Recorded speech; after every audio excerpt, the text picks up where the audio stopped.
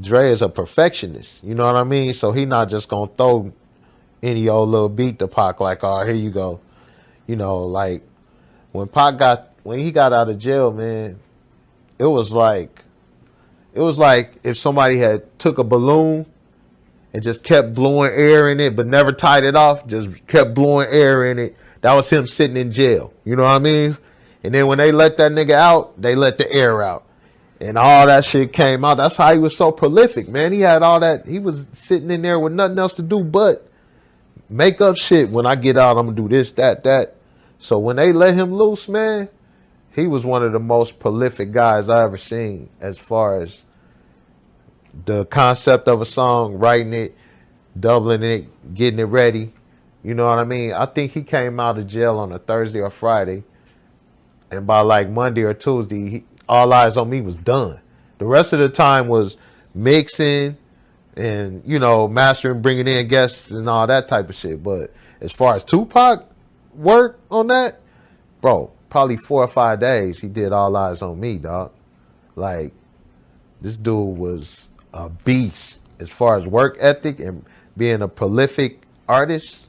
Forget about it, bro. Nobody could touch him. Nobody. Yo, we locked in. It's Due Season. It's your boy Carl Anthony. Look, as you see in that clip, man, look, Tupac, rest in peace, is one of the most prolific artists of history. Not just in the 90s, but in history. Not just in rap music, history.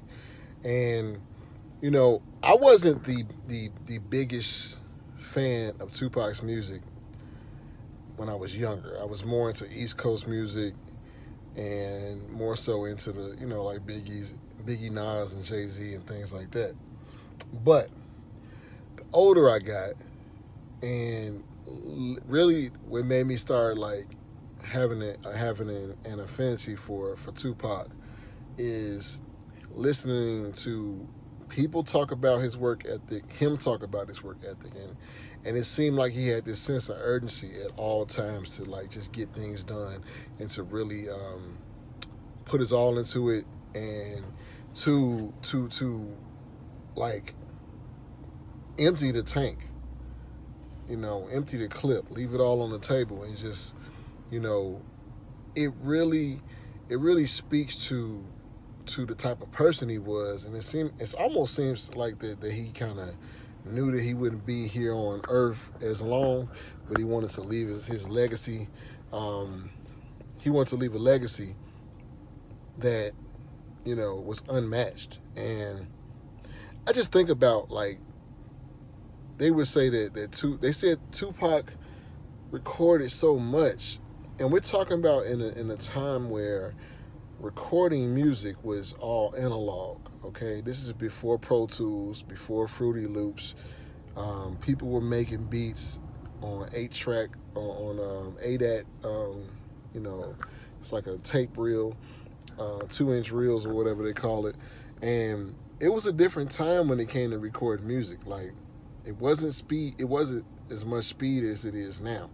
Imagine if Tupac could record music with Pro Tools. Imagine if he had his own studio set up and he can literally just go in there and record digitally in this day and era. Like if he had that same mentality then, how much more music would he have like recorded in the same amount of time?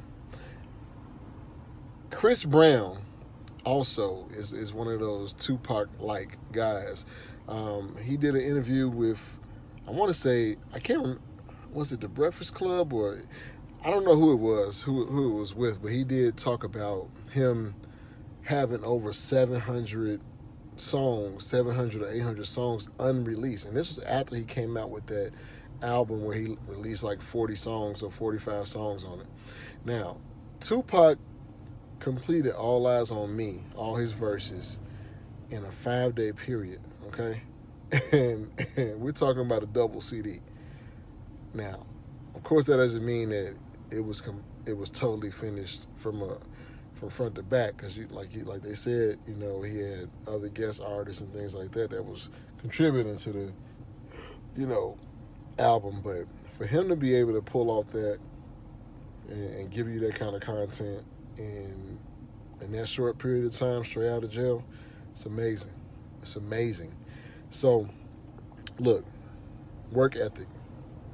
Work ethic is key in anything you want to do. So, no matter how good you are at something or not, the more work you put in, the better you would be. Um, the easier it would be to get into a certain flow. I believe Tupac stayed in a constant flow state, and you know, flow state is basically when you get in your groove by doing stuff like repetitiously over and over, and then you get in some kind of groove where you just, um, it's kind of like how Kobe scored 81 points, right? And and to us it seems like unimaginable, but if you think about it, Kobe worked day in and day out for a moment like that. I'm sure he never thought he was going to score 81 points, but the point is, he worked with that type of vigor to for a moment like that to happen, to get into a flow state where you're just in a zone and the basket is just super wide and everything is dropping in.